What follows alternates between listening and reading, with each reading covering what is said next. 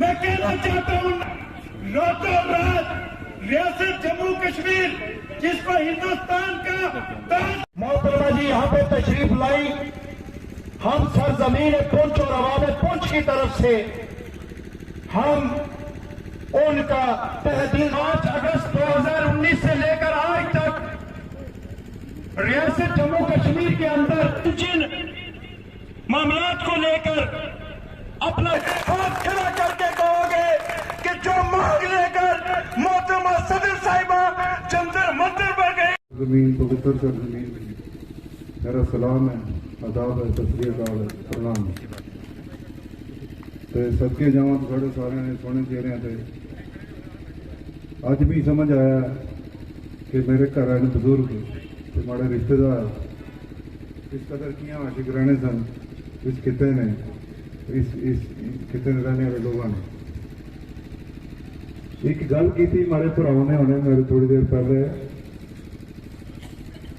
ST status के बारे जरा एक अलहाम किया कोई साहब आए सब दिल्ली तो कि पहाड़ी स्पीकिंग पहाड़ी लोगों की ST रिजर्वेशन दे सन। मेरा फर्ज बनना तो दसा कि उसने क्या चलाकी है कि कितना धोखा और फरेब है। कानून के मुताबिक रिजर्वेशन 50% तो ज्यादा नहीं हो सकती। ST की रिजर्वेशन पहले ही 10% है। हूँ उस 10% के पहाड़ी स्पीकिंग तो पहाड़ी लोगों की एक तो एडजस्ट कर सन तो कैसा हम करना पैना। दूसरा ये गल बड़ी बरीकी नाल मेरे भराओं ने उन्हें समझाने की कोशिश की थी, मैं थोड़ा और बरीकी नाल गल दसा कि समझो तुस कि एक घर है, उस घर 10 कमरे ने, 4 कमरे 4 बंदे वसने। इस घर तो मेरी मुराद है शेड्यूल ट्राइब कैटेगरी ने। एक कमरे ताला अंदरों बंद है, उस कमरे रहने वाले 4 लोग जोड़े ने वो आपस में मुकाबला कर सकते, उन्होंने मुकाबला बाहर किसी नाल नहीं हो सकना और सब कमरे ना ताला अंदरों बंद है। वो है जम्मू कश्मीर रियासत। ये सारा उथल पुथल करने तो गल है। एक गल नहीं गारंटी होनी थी असा की एक शेड्यूल ट्राइब अगर कंपीटिशन च आपसी तो सिर्फ उन्होंने 4 लोगों ने कंपीटिशन च आपसी जोड़े कि उस कमरे च रहे यानी कि जो जम्मू कश्मीर की रियासत है। क्या तुसा की पता है कि जब पूरे हिंदुस्तान की कितने शेड्यूल ट्राइब कैटेगरियां 407 370 2.5 है तो तुम आखने शेड्यूल ट्राइब कैटेगरी पहाड़ी स्पीकिंग लोगों की देसा। ये नहीं आखने तुस कि शेड्यूल ट्राइब कैटेगरी दी थे उन्होंने की आखसा कि 407 पूरे हिंदुस्तान ने जो शेड्यूल ट्राइब ने उन्होंने मुकाबला करना पैसी उन्होंने किस तरह कर सन, क्यों कर सन, और किस तरह का झूठा बयान है और किस तरह की मिसलीडिंग कमेंट है और बरगलाने की कोशिश की गई है। मैं देखा भोले लोग या तो वो असली पहाड़ी सन या के खड़े किए गए सन। ये भी पता लगा कि उन्होंने कुछ लोगों की झूठियां पगड़ियां पवाई थे। कसम है आपको, जब 3 साल जो आपने PDP के साथ बिताए आपका दम घुस रहा था PDP के साथ।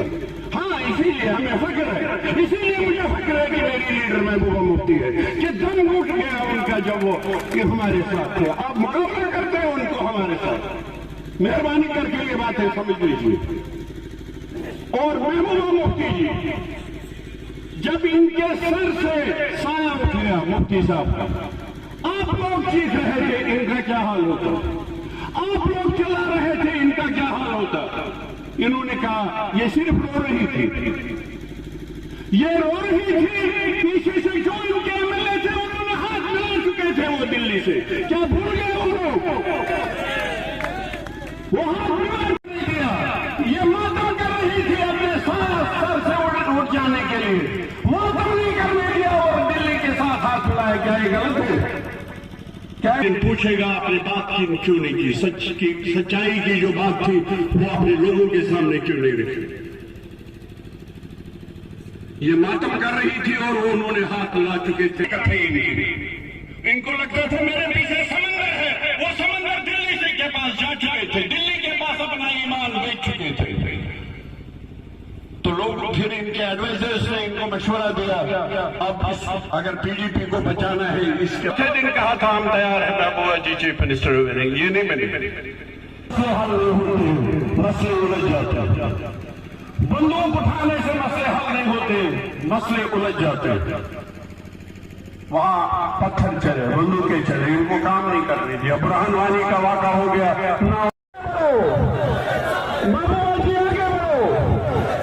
अल्लाह आपको सलामत रखे। बहुत बात करूं, यूथ के साथ बात करूं, इसीलिए मैं कल राजौरी गई और आज आपके पास आई। थोड़ा इधर लेफ्ट हो जाइए, मेहरबानी मेहरबानी।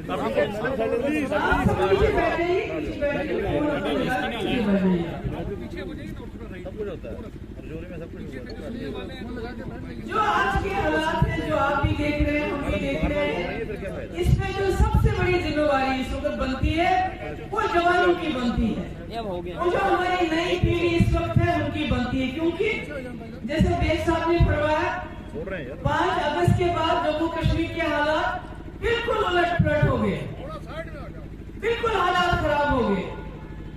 जो 370 और 35 से जो हमसे छीना गया, वो खाली हमसे हमारी जमीन नहीं छीन रहे हैं, वो हमारी नौकरियां ही नहीं छीन रहे हैं, उन्होंने हमसे हमारे सर की पगड़ी छीनी, मेरी बहन के सर से चादर छीन ली, हमारी इज्जत, हमारे आबरू उसको पांव के नीचे मसल दिया। और यही रुकने वाली बात नहीं है। आप सोचेंगे 370 रियाल नहीं, ये तब तक नहीं रुकेंगे जब तक ये हमारा वजूद नहीं मिटाएंगे।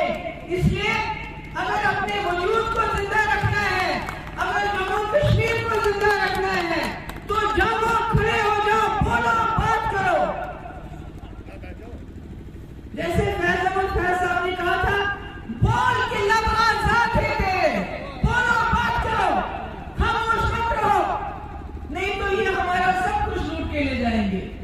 अभी देखिए हमारी जमीन कश्मीर में, भाई सामने बैठे या तो बैठ जाइए या बैठ जाइए, आप यहाँ बैठ जाइए या बैठ जाइए, बैठ जाइए, आप भी बैठ जाइए। बंद करो रिकॉर्डिंग, जरूरत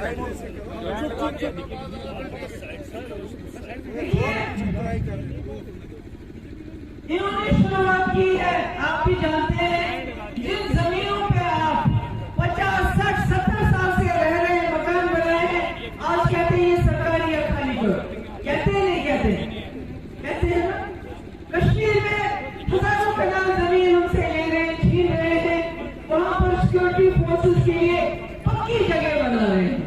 जम्मू में, कुटवा में जमीन ले रहे हैं, और जो बड़े बड़े सरमायादार हैं, कारखाने वाले हैं, उनको दे रहे हैं। यानी पहले हमारी जमीन और हमारी नौकरियां, अगर 1000 नौकरियां हैं, पहले उसके लिए जम्मू कश्मीर के 2 लाख 3 लाख नौजवान अप्लाई करते थे। आज हमारी 1000 नौकरी के लिए पूरे मुल्क के 50-60 लाख नौजवान अप्लाई करते हैं। तो हमारी बाजी कहां से आएगी? हमारी रेत, हमारी बाजरी, उसके लिए भी ठेकेदार बाहर से आते हैं। अब सिर्फ बची थी बिजली, आपने देखा पिछले 2 दिन से बिजली गायब। क्यों? क्योंकि ये बिजली को भी बेचना चाहते हैं, ताकि प्राइवेट लोग आ जाए, बिजली उनको बेच दे, फिर उनका जो दिल करे वो 50 रुपए में जो आप बिजली लेते हो, वो 1000 रुपए आपसे ले ले, इनको कोई फर्क नहीं पड़ता। इसलिए मेरे भाइयों, मेरे बच्चों, मैं आपसे कहना चाहती हूँ कि ये 370 की लड़ाई 5 अगस्त को खत्म नहीं हुई, ये शुरू हुई। अगर हमने अपना वजूद कायम रखना है, अपना वजूद दायम रखना है, तो हमें बोलना पड़ेगा। पत्थर नहीं उठाना है, बंदूक नहीं उठानी, क्योंकि ये चाहते हैं कि यहाँ का नौजवान इतना तंग आ जाए, इतना फ्रस्ट्रेट हो जाए, या तो वो ड्रग्स खा ले, जैसे हमारे जवानों में खुदा न खास्ता ड्रग्स की बीमारी हो गई है, बहुत ज्यादा हो गई है। ये चाहते हैं कि ये जवान खत्म हो जाए, जैसा पंजाब में इन्होंने एक वक्त में किया। वहां छोटे छोटे नौजवान जब उन्होंने बंदूक उठाई, इन्होंने उनको मार दिया, उसके बाद ड्रग्स वहां शुरू हो गए। ये चाहते हैं हमारे जवान भी या ड्रग्स के शिकार हो जाए या बंदूक का शिकार हो जाए। जब बंदूक उठाते हैं तो गोली मार देंगे और उसके बाद किसी को OGW, किसी को मिलिटेंट, किसी को व्हाइट कॉलर मिलिटेंट, किसी को कोई और नाम देते हैं। मेरा आपसे आज यहाँ आने का मकसद ये है कि मैं इलेक्शन के लिए नहीं निकली हूँ। आज इलेक्शन मुझे नहीं मालूम होते हैं नहीं होते हैं, क्योंकि ये इलेक्शन तब करेंगे जब ये आपको 100% बांट देंगे। जब इनको पता है जो आपका वोट है, मेजॉरिटी कम्युनिटी का वोट है, जो मुसलमानों का वोट है, हिंदू को तो अलग कर दिया है इन्होंने, दलितों को मार रहे हैं, उनको पीट रहे हैं, हिंदू को अलग कर दिया। अब जो मुसलमान हैं उनके हिस्से करना चाहते हैं। ये शिया, ये सुन्नी, ये डोगरा, ये कश्मीरी, ये गुजर, ये बकरवाल, ये पहाड़ी, ये चाहते हैं कि इनके पास असेंबली में, आप जानते हैं इन्होंने बहुत सारी पार्टीज खड़ी की है नहीं की है, मालूम है ना आपको? वो पार्टीज ABCD जो बन रही हैं, ये चाहते हैं इनकी मेजॉरिटी हो असेंबली में। क्यों? इसलिए नहीं कि आपको सड़क, बिजली, पानी देना चाहते हैं, नहीं, ये जमातें जो गैर आईनी, गैर कानूनी फैसला 5 अगस्त को इन्होंने पार्लियामेंट में किया, किसके बलबूते पे किया? इनके पास 300 पार्लियामेंट मेंबर थे, इन्होंने आईन की धज्जियां उड़ाते हुए एक नाजायज तरीके से हमसे 370 छीना। अब बीजेपी कोशिश कर रही है जम्मू कश्मीर के अंदर कुछ पार्टियां बना के, कुछ इंडिपेंडेंट खड़ा करके, कुछ गुजर पहाड़ी को लगा के असेंबली में इनके पास इतने MLA हो ताकि जो इन्होंने गलत फैसला किया उसको असेंबली के जरिए दुरुस्त करार दे। समझ आ रही है आपको मेरी बात? ताकि जो हमारा केस सुप्रीम कोर्ट में है वो कमजोर हो जाए। इसलिए मेरे बच्चों, मेरे भाइयों, मेरे नौजवानों, मेरे बुजुर्गों, आपको मैं सलाम करती हूँ। आप ये जलसे में आ गए, हमें होशियार रहना है, हमें अपने जम्मू कश्मीर के वजूद के लिए लड़ना है। मेरे वालिद मुफ्ती मोहम्मद सईद साहब, जिनको आप जानते हैं, जिनकी आप तारीफें करते हैं, और जैसे मैंने कहा, जैसे बेग साहब ने भी कहा, मैंने यहाँ तमाम नौजवानों की तकरीरें सुनी और यकीन मानिए कश्मीर में हम लोग, हमारे बड़े बड़े लीडर भी इतनी अच्छी तकरीरें नहीं करते। आपने मुफ्ती साहब की तारीफ की कि मुफ्ती साहब ने इस कौम के लिए क्या किया, मगर आपको एक बात का पता नहीं, मुफ्ती साहब ने जाते जाते आपके लिए, इस कौम के लिए जो सबसे बड़ी कुर्बानी दी थी, वो बीजेपी के साथ हाथ मिला के अपना वजूद खत्म करके जम्मू कश्मीर के मसले को हल करने के लिए किया था। क्योंकि जब तक जम्मू कश्मीर का मसला हल नहीं होता तब तक यहाँ अमन नहीं होगा, जब तक अमन नहीं होगा तब तक कारखाने नहीं लगेंगे, तब तक नौकरियां नहीं मिलेंगी, तब तक नौजवान हमारा बेरोजगार रहेगा। आपको याद है जब मुफ्ती साहब पहली बार वजीर आला बने तो उन्होंने आपके गांव में आपको नौकरी दे दी, रहबर तहलीम, रहबर सियाहत, रहबर जंगलात, रहबर ये जो जिला, क्योंकि उस वक्त नौकरियों पे बैन थी, आप नौकरी नहीं लगा सकते, मगर उन्होंने गांव गांव में आपको रहबर तालीम टीचर दिया। ये वो मुफ्ती साहब थे जिन्होंने, जो चाहते थे कि मैं मसले कश्मीर हल करूं, मैं ये खून खराबा बंद करूं, इसके लिए उन्होंने अपने आप को आग में झोंक दिया, मुझे भी झोंक दिया। क्या हमें मालूम नहीं था कि हम बीजेपी के साथ जाएंगे, लोग हमारे खिलाफ होंगे? ये तो हमें भी मालूम था, इतने तो हम बेवकूफ नहीं है। मगर मुफ्ती साहब बीजेपी के साथ क्यों गए? क्योंकि वाजपेयी ने मसले कश्मीर हल करने के लिए कुछ कदम उठाए थे और मुफ्ती साहब ने सोचा कि मोदी जी रोज कहते हैं मैं वाजपेयी के नक्शे कदम पे चलूंगा, नक्शे कदम पे चलूंगा, तो ये मसले कश्मीर हल करने में मेरी मदद करेंगे, ये जम्मू कश्मीर में खून खराबा बंद करने में मदद करेंगे, ये जम्मू कश्मीर में यतीमों की फौज रोज रोज बनने में बंद करेंगे। मगर बदकिस्मती मुफ्ती साहब नहीं रहे और हमारे साथ 2019 का सानिया हुआ, बहुत मुसीबत हो गई और आज हमें हिम्मत नहीं हारनी।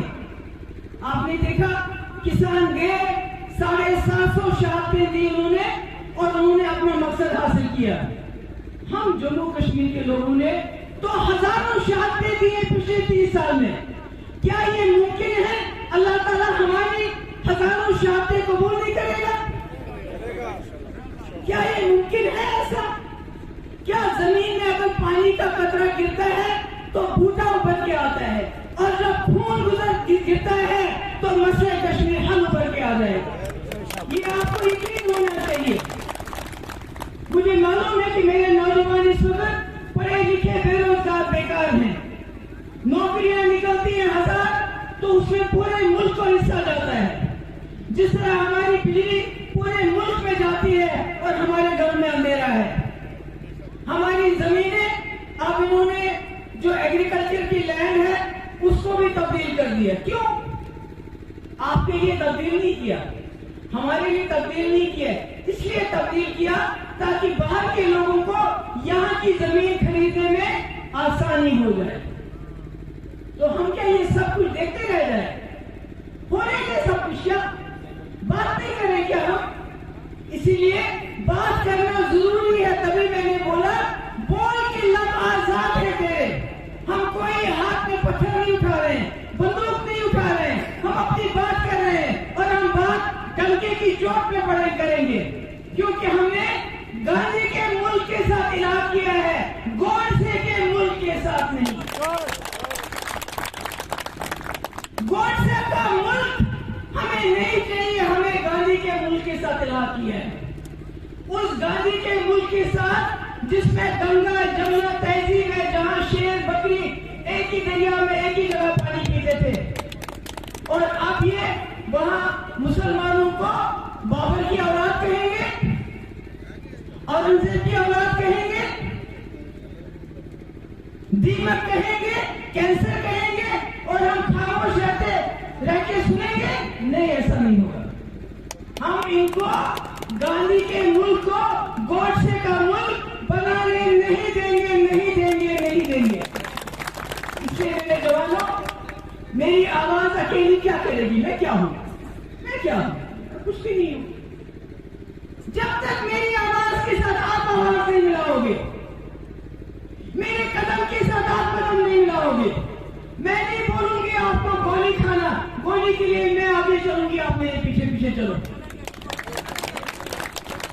क्योंकि अगर हम आज खामोश रहे, हमारा वजूद मिटा देंगे ये।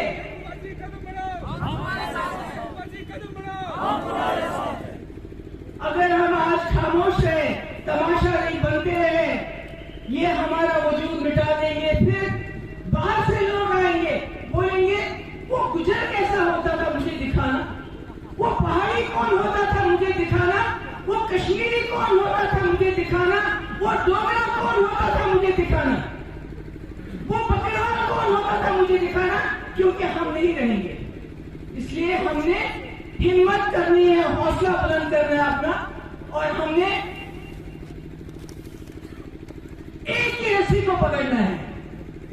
आज मुझे खुशी है यहाँ हमारे नौजवान जावेद ऋषि साहब उन्होंने ज्वाइन किया हमें, उसके लिए मैं उनको मुबारकबाद देना चाहती हूँ। आ जाइए जल्द से पूरा सामने आइए। और सलमा जी जिन्होंने इलेक्शन लड़ा उन्होंने भी हमें ज्वाइन किया। ये छोटा भाई मेरा आ गया, हमारे साथ आ गया। ये इन्होंने कहा हम आपकी लड़ाई में आपका साथ देने के लिए आ गए। मुझे ऐसे ही जवानों की, ऐसे ही बच्चों की जरूरत है जो जम्मू कश्मीर का खोया हुआ वकार वापस लाने में मेरा साथ देंगे, जद्दोजहद करेंगे, आगे आगे चलेंगे। मैं आगे, मेरे पीछे पीछे। मैं आप सब नौजवानों की जिन्होंने मेहनत की इस फंक्शन को कामयाब करने के लिए, पेरेंट बॉडी की, जो पेरेंट बॉडी हमारे डिस्ट्रिक्ट प्रेसिडेंट बाकी जिन्होंने बहुत मेहनत की, बहुत अच्छा इन्होंने आज ज्वाइन किया और मैं इनकी भी बहुत शुक्रगुजार हूँ, आप लोगों की भी बहुत शुक्रगुजार हूँ और उम्मीद करती हूँ कि आप मेरी इस जद्दोजहद में मेरी इस जो तहरीक है इसमें मेरा साथ देंगे और हम जम्मू कश्मीर में न सिर्फ 370 35 है बल्कि सूद के समय सब कुछ वापस देंगे।